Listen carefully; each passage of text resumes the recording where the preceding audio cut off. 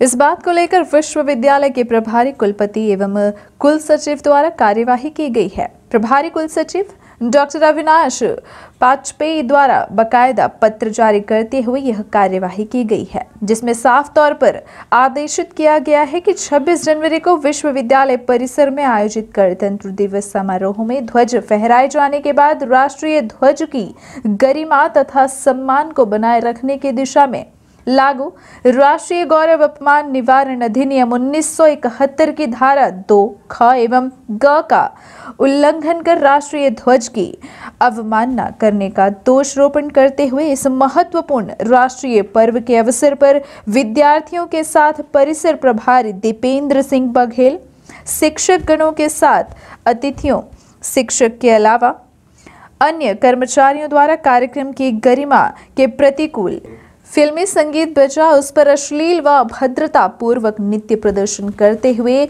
विश्वविद्यालय की गरिमा व छवि को धूमिल किया गया है।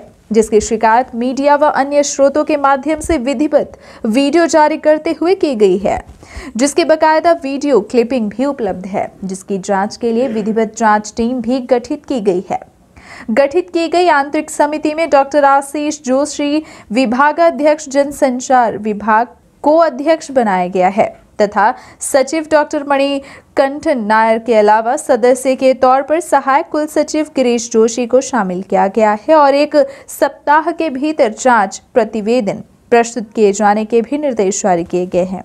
इसके साथ ही परिसर प्रभारी दीपेंद्र सिंह बघेल को तत्काल परिसर प्रभारी के पद से हटा दिया गया है तथा इनकी जगह पर यह दायित्व प्रोफेसर सूर्य प्रकाश को सौंपा गया है। इधर इस कार्यवाही के बाद परिसर प्रभारी दीपेंद्र सिंह बघेल की मुश्किलें और छटपटाहट दोनों बढ़ गई हैं और इनके द्वारा प्रायोजित तरीके से छात्रों को मोहरा बनाते हुए जहां रीवा कलेक्ट्रेट पहुंचकर अपने बचाव में ज्ञापन सौंपा गया है, वहीं मीडिया पर भी कई आरोप लगाए गए हैं। यही नहीं, इस कार्यवाही के बाद अपनी वापसी किए जाने समेत की गई कार्यवाही को प्रभावित किए जाने की मांग को लेकर छात्रों द्वारा प्रदर्शन भी कराया जा रहा है, वो भी जब छुट्टी चल रही है। यही नहीं, कोरोना संक्रमण के चलते इस तरह के प्रदर्शन व जुलूस पर प्रतिबंध लगा हुआ है एवं जिले भर में धारा 144 प्रभावी है। इसके बाद भी सभी नियम कायदों को धता बताया जा रहा है। इसी को कहते हैं चोरी और फिर सीना चोरी। पहले तो विश्वविद्यालय की गरिमा एवं राष्ट्रीय ध्वज के साथ राष्ट्रीय पर्व का अपमान और अब कानून की धज्जियां उड़ाई जा रही हैं। चोरी करते रंगे हाथ पकड़े गए 2 शातिर चोर। बिछिया पुलिस ने की बड़ी कार्यवाही। पकड़े गए शातिर चोर रेहान रजा अंसारी के खिलाफ चोरी, राहजनी हत्या और हत्या का प्रयास किए जाने समेत अन्य तकरीबन 1.5 दर्जन मामले दर्ज हैं।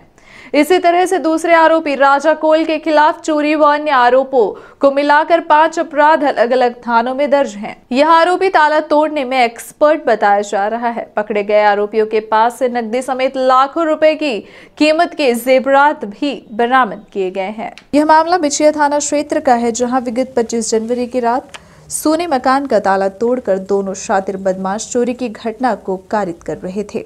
तभी चिरोहला कॉलोनी निवासी चोरी का शिकार हुए अनिल वर्मा मौके पर पहुंच गए, जो कहीं शादी समारोह में गए हुए थे। वहां से लौटकर घर पहुंचे तो घर की स्थिति देख उनके तो होश उड़ गए। इधर दोनों शातिर बदमाश घर के आसपास ही छिप गए। इस बात की सूचना मकान मालिक द्वारा तत्काल बिछिया थाना प्रभारी को दी गई, जिसके बाद मौके पर पहुंची पुलिस ने घर के भीतर से आरोपी राजा कोल पिता राम प्रसाद कोल निवासी गल्ला मंडी अमहिया को हिरासत में ले लिया और उससे कड़ाई से पूछताछ की गई तो उसके द्वारा इस चोरी की घटना को कारित करने वाले सरगना रेहान रजा अंसारी पिता मोहम्मद शाहिद अंसारी, जिसकी उम्र 24 वर्ष है, के बारे में जानकारी दी गई, जो घोंघर का रहने वाला है और वहीं पर छिपा हुआ है। इधर तत्काल पकड़े गए आरोपी के बताए अनुसार पुलिस पुनः मौके पर पहुंची और आरोपी की तलाश की गई तो शातिर अपराधी रेहान रजा अंसारी बगल के घर में पानी की टंकी में घुसा मिला, जिसको तत्काल पुलिस ने अपनी कस्टडी में ले ली। पकड़े गए आरोपियों के पास से बड़ी तादाद में सोने चांदी के जेवरात और नकदी बरामद की गई है। यही नहीं, शहर में हुई अन्य चोरियों का भी उनके पास से सामान बरामद हुआ है। इसके साथ ही एक बड़ा चाकू भी आरोपियों के पास से बरामद किया गया है। मामले का खुलासा करते हुए बिछिया थाना प्रभारी जगदीश ठाकुर ने विस्तार से जानकारी दी है। जी हाँ, अभी 25 तारीख की रात्रि में ही हमारे अनिल वर्मा हैं, चिरोहला कॉलोनी में निवास करते हैं। वो शादी में अपने परिजनों के गए हुए थे और दौरान जब ये ताला लगा छोड़कर गए तो फ़ोन सूचना मिली कि मेरे घर में जो है कुछ चोरों के द्वारा चोरी की सूचना है, कृपया दिखवा लें। उनकी सूचना पर तायद करते हुए मैं अपने स्टाफ के साथ वहाँ पर पहुँचा तो संबंधित मेन गेट में ताला लगा हुआ था, किंतु जब अंदर संदिग्ध स्थिति पाए जाने पर अंदर मैंने चेकिंग की तो कुछ कमरों में सामान अस्त व्यस्त मिला, जिसकी तस्दीक पर पूरी चेकिंग की गई। चेकिंग के दौरान जो है एक व्यक्ति कमरे के अंदर जो आपका टॉयलेट है वहाँ पर मिला, तो उसका बैग के साथ मिला। बैग को चेक किया गया तो उसमें काफ़ी मात्रा में जो सोने चांदी के जेवरात मिले और उसको पकड़कर थाना लाया गया, पूछताछ की गई तो उसने एक अपने अन्य व्यक्ति यानी साथी रेहान रजा के होने की सूचना बताई, तो उसको पता तलाश के लिए गए तो एक वहीं बगल के ही घर में एक टंकी में रेहान रजा नाम का एक आरोपी मिला, उसको ही पकड़ कर लाया गया और जिससे जो है ये मसरूका बरामद हुआ। मसरूका में जो है 2 चांदी की प्लेटें मिली हैं, 4 जोड़ी आपकी चांदी की प्लेटें हैं, चांदी की पायल है और एक जो है सोने का रानी हार है और आपका जो है 30 नग अंगूठी भी बरामद हुई हैं और एक कमर का करधन आधा किलो का बरामद हुआ है। 2100 रुपये नगद मिले हुए हैं। आरोपी के खिलाफ क्या कार्रवाई की गई? आरोपियों के खिलाफ जो है चोरी के करने का मुकदमा दर्ज किया गया है और आज आरोपियों को न्यायालय पेश किया गया है। आरोपी के जो साथ में एक बड़ा चाकू बरामद हुआ है, उसके आर्म्स एक्ट के तहत भी कार्रवाई की गई है और आज न्यायालय पेश किया गया है। नगर पालिका निगम रीवा की बदहाल व्यवस्था, शहर के लोग नार के जीवन जीने को मजबूर। नगर पालिका निगम रीवा क्षेत्र के वार्ड क्रमांक 16 यानी कि नए बस स्टैंड से फूलमती माता मंदिर की तरफ जाने वाले इस पहुंच मार्ग की स्थिति अत्यंत जर्जर है, जिसकी वजह से लोग परेशान तो है ही, साथ ही सुलभ कॉम्प्लेक्स का गंदा पानी भी सड़कों पर बहता रहता है, जो स्थानीय लोगों के लिए बड़ी मुसीबत बना हुआ है। इसकी वजह से लोग बीमारी का शिकार भी हो रहे हैं। इस समस्या को लेकर स्थानीय लोगों ने कई बार जिम्मेदारों का ध्यान आकृष्ट कराया, परंतु समस्याएं अभी भी जस की तस बनी हुई हैं। ऐसा माना जा रहा है कि नगर निगम इस ओर ध्यान ही नहीं दे रहा है। जी हाँ, जो आप देख रहे हैं यह किसी गांव का नहीं बल्कि महानगरों की तर्ज पर विकसित होते रीवा शहर का है, जहां मुख्य मार्गों में तो साफ सफाई व अन्य व्यवस्थाएं देखने को मिलती हैं, लेकिन नगर की गलियों का हाल बद से बदतर देखा जा रहा है। यह जो तस्वीर आप देख पा रहे हैं, यह तस्वीर रीवा शहर के वार्ड क्रमांक 16 नए बस स्टैंड से फूलमती माता मंदिर की तरफ जाने वाले मार्ग की है, जो अत्यंत जर्जर दिखाई दे रहा है, जिसकी वजह से स्थानीय रहवासियों को अनेकों परेशानियों का सामना करना पड़ता है। यही नहीं, न्यू बस स्टैंड में बने सुलभ कॉम्प्लेक्स का गंदा मलयुक्त पानी भी इन्हीं सड़कों से होकर गुजरता है और पूरे के पूरे मोहल्ले में इसकी गंदगी फैलती है। यहीं से लोगों का आना जाना तो है ही, साथ ही स्कूली बच्चे व टीचर तथा फूलमती मंदिर जाने वाले दर्शनार्थियों को गंदे पानी के बीच से ही गुजरना पड़ता है। इसकी वजह से अनेकों बीमारियां व बस्ती में अनेकों कीटाणु एवं मच्छरों का प्रकोप बढ़ रहा है। इस समस्या को लेकर लोगों ने कई बार नगर निगम व अन्य जिम्मेदारों का ध्यान इस ओर आकृष्ट कराया, परंतु नगर निगम का ध्यान इस ओर नहीं जा रहा है। वार्ड के लोगों ने बताया कि फ्लाईओवर के उद्घाटन के समय यह आश्वासन दिया गया था कि सड़क का निर्माण कार्य शीघ्र ही कराया जाएगा, लेकिन बरसों बीत जाने के बाद भी सड़क का निर्माण कार्य नहीं हो पाया, जिसकी वजह से लोगों को गंदे पानी और जर्जर सड़क से गुजरना पड़ रहा है। अब देखना यह होगा कि कब तक में लोगों को इस विकराल समस्या से निजात मिल पाती है। ये रोड का नवीकरण के लिए मैंने सांसद जनार्दन मिश्रा से चर्चा किया था। पूर्व मंत्री राजेश शुक्ला हमारे विधायक, वो हमको वादा किया था और ब्रिज बनने के बाद ये रोड का नवीकरण होगा, ये रोड अच्छा बना कर दिया जाएगा। कई सालों से ऐसे ये और ब्रिज बनाया है। इसका ओपनिंग हुआ था 2021 जून मई 5 तारीख को और ब्रिज का अनावरण किया है। सभी लोग रहा, कलेक्टर साहब रहा, सब लोग रहा, कमिश्नर रहा, गोपाल भार्गव जी रहा, सब लोग रहा। इसके बाद और ब्रिज बनाने के लिए, आवाज़ उठाने के लिए कई बार हमने संसद से बात किया, जनार्दन मिश्रा जी से, हमारे सांसद, हमारे विधायक राजेश शुक्ला से बात किया। बाद में आए थे कि नहीं बना। ये गड्ढा होते जा रहा है, लोग परेशान आने जाने के, रहने वाले निवासी को ज़्यादा परेशानी है। ये दूर करना बहुत जरूरी है। तो पता लगाया तो कोई ठेकेदार को दिया है, वो 40 लाख में इसका टेंडर हो चुका है, वो मांग रहा है 60 लाख, ऐसा हमको सूचना मिला है। और ये सब ये सबसे बड़ा परेशानी क्या है, यहाँ पर पानी का नाला बना कर पानी में ऐसे जाता है। फूलमती मंदिर का बगल में करीब 12 इंच का पाइप डाला हुआ है, वहाँ से पानी ऐसे बह रहा है।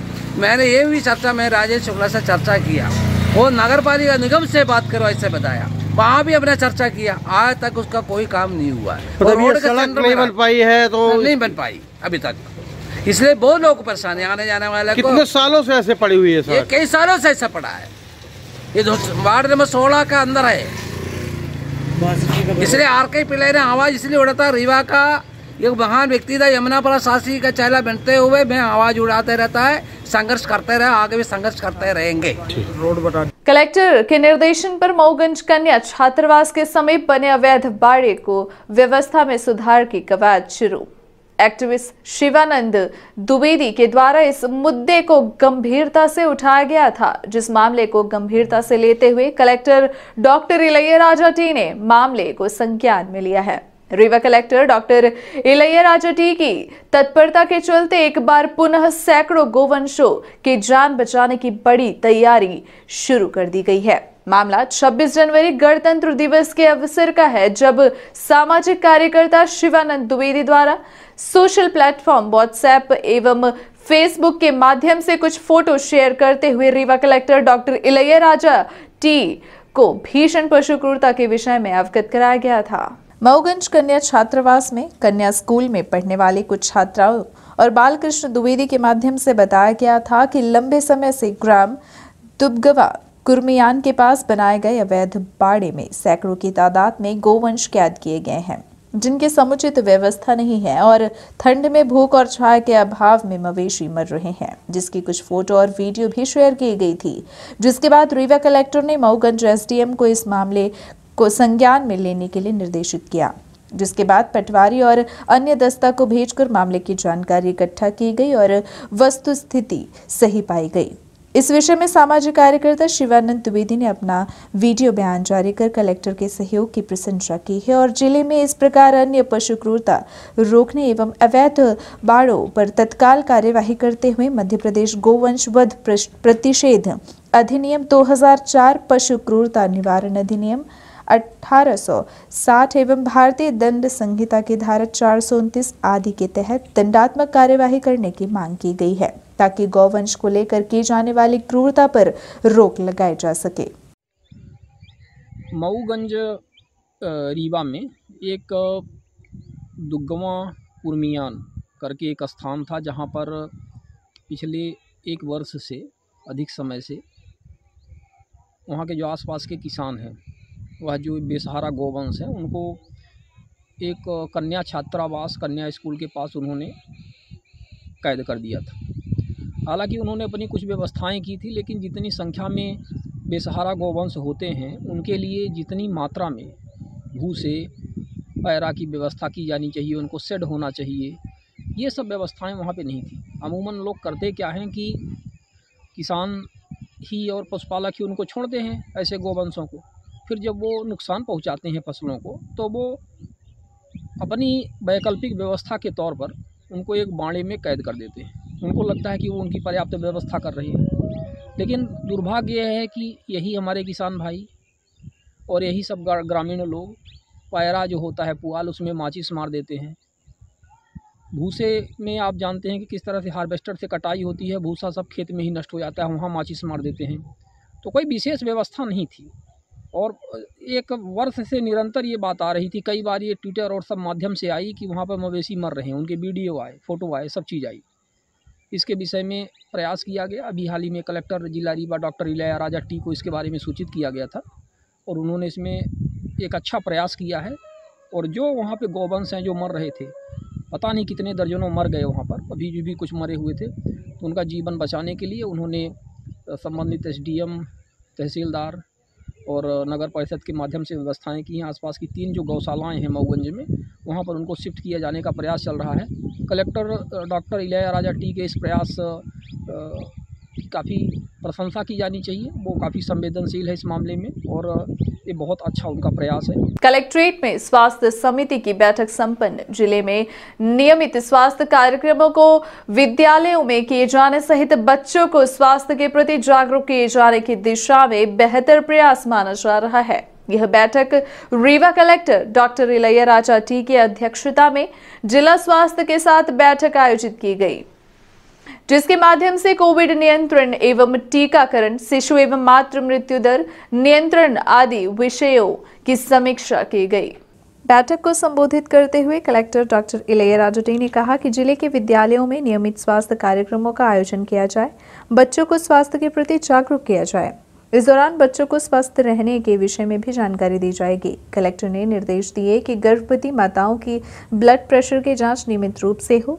इसके लिए सभी एएनएम को रक्तचाप मापक यंत्र दिया जाएगा ताकि ब्लड प्रेशर की जांच कर गर्भवती माताओं को समुचित दवाइयां दी जा सकें। उन्होंने कहा कि गर्भवती महिलाओं को अनावश्यक जिला मुख्यालय के अस्पताल में रेफर न किया जाए।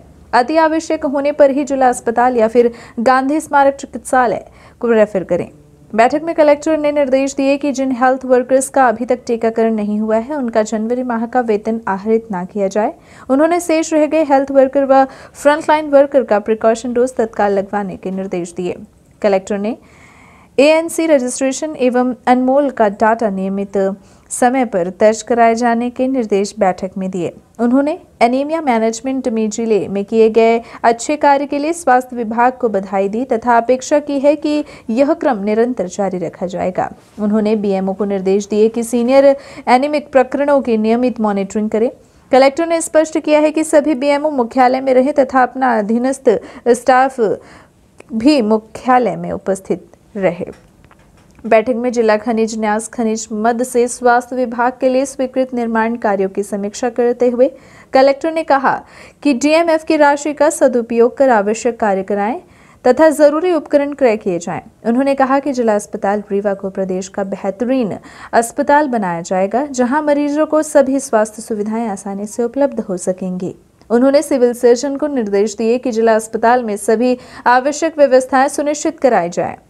बैठक में शिशु स्वास्थ्य सेवाएं, पोषण पुनर्वास केंद्र में बच्चों के उपचार, परिवार नियंत्रण कार्यक्रम, राष्ट्रीय बाल स्वास्थ्य कार्यक्रम, ज्ञान गंगा अभियान सहित कुष्ठ उन्मूलन कार्यक्रम एवं विभाग अंतर्गत लंबित सीएम हेल्पलाइन के प्रकरणों की विस्तार से समीक्षा की। इस अवसर पर जिले के हनुमाना, जवा एवं सिरमौर विकास खंडों को आकांक्षी विकास खंड के तौर पर चयनित किया जाकर योजनाओं के सतत अनुश्रवण एवं क्रियान्वयन की जानकारी दी गई। बैठक में मुख्य कार्यपालन अधिकारी स्वप्निल वानखेड़े, जिला कार्यक्रम अधिकारी महिला एवं बाल विकास श्रीमती प्रतिभा पांडे, मुख्य चिकित्सा एवं स्वास्थ्य अधिकारी doctor BL Mishra, doctor Kalpana Yadav, जिला शिक्षा अधिकारी GP Upadhyay, doctor HP Singh, doctor Jyoti Singh सहित स्वास्थ्य तथा महिला एवं बाल विकास विभाग के अधिकारी उपस्थित रहे।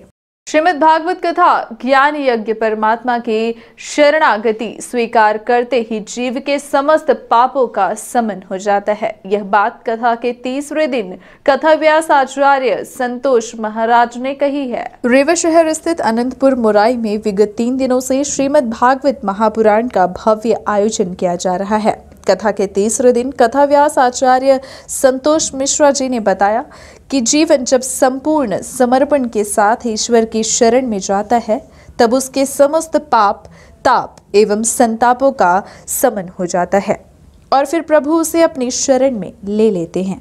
आचार्य श्री ने यह भी बताया कि श्री रामचरितमानस में गोस्वामी तुलसीदास जी ने भी लिखा है कि सन्मुख हो ही जीव मोहि जब ही, जन्म कोटि अघ नासहि तबहि। वहीं कथा श्रवण करने के लिए बड़ी तादाद में भक्तगण उपस्थित रहते हैं और अमृतमयी श्रीमद् भागवत कथा का दिव्य पान करते हैं। इसके अलावा पंडित आशीष गौतम एवं पवन मिश्रा के अलावा वाराणसी से आए हुए आचार्यों एवं विद्वानों द्वारा विशेष पूजा पाठ का कार्य किया जाता है। और यदि जिसको देखने से अगर आपको, क्योंकि जिसको देखने से ये अगर इंसान की चर्चा होती है तो समझ लेना वो असंत है, और जिसको देखने से भगवान का आपके। अखिल भारतीय एकता परिषद ब्राह्मण संगठन द्वारा एसडीएम को सौंपा गया ज्ञापन। सामान्य वर्ग के लिए आरक्षण में की जा रही अनदेखी को लेकर कलेक्टर के नाम ज्ञापन सौंपा गया है। कलेक्ट्रेट पहुंचकर अखिल भारतीय एकता परिषद जिला अध्यक्ष जयकृष्ण पांडे के नेतृत्व में ज्ञापन दिया गया, जिसमें शासन द्वारा सामान्य वर्ग के लिए आरक्षण पर की जा रही अनदेखी को दूर किए जाने को लेकर सरकार का ध्यान आकृष्ट कराया व एसडीएम को ज्ञापन सौंपा गया है। जिला अध्यक्ष जयकृष्ण पांडे ने सामान्य वर्ग के आरक्षण को लेकर एसडीएम को ज्ञापन सौंपा है। ज्ञापन के माध्यम से इन्होंने मांग की है कि सामान्य वर्ग में आने वाले समाज के साथ ब्राह्मण समाज को मध्य प्रदेश शासन द्वारा विभिन्न पदों पर नियुक्ति को लेकर उपेक्षापूर्ण व्यवहार किया जा रहा है। साथ ही उन्होंने यह भी कहा कि अनारक्षित वर्ग के लिए न्यायालय द्वारा 50% आरक्षण की व्यवस्था की गई है, परंतु इस पर भी प्रदेश सरकार की निगाहें टिकी हुई हैं। शासन लगातार सामान्य वर्ग के साथ अनदेखी करने पर उतारू है। विगत दिनों में निकाली गई रिक्तियों में 27% पद ही सामान्य वर्ग के लिए गए हैं। सरकार के इस तरह के भेदभावपूर्ण रवैये पर जिला अध्यक्ष जयकृष्ण ने सरकार पर कई सवाल खड़े किए हैं। साथ ही एसडीएम को ज्ञापन सौंपते हुए यह भी चेताया है कि अगर आगामी दिनों में सरकार सामान्य वर्ग के साथ निष्पक्षता पूर्वक कार्य व्यवहार पर अमल नहीं करती है तो आंदोलन का रास्ता अपनाया जाएगा। इस अवसर पर जिला अध्यक्ष जयकृष्ण पांडे के अलावा उपाध्यक्ष प्रदीप तिवारी, मुरारी त्रिपाठी, पवन मिश्रा समेत अन्य पदाधिकारी मौजूद रहे। ये थी आज की खबरें। आगे की खबरों के लिए बने रहे रीवा दर्शन के साथ। दीजिए हमें इजाजत। नमस्कार।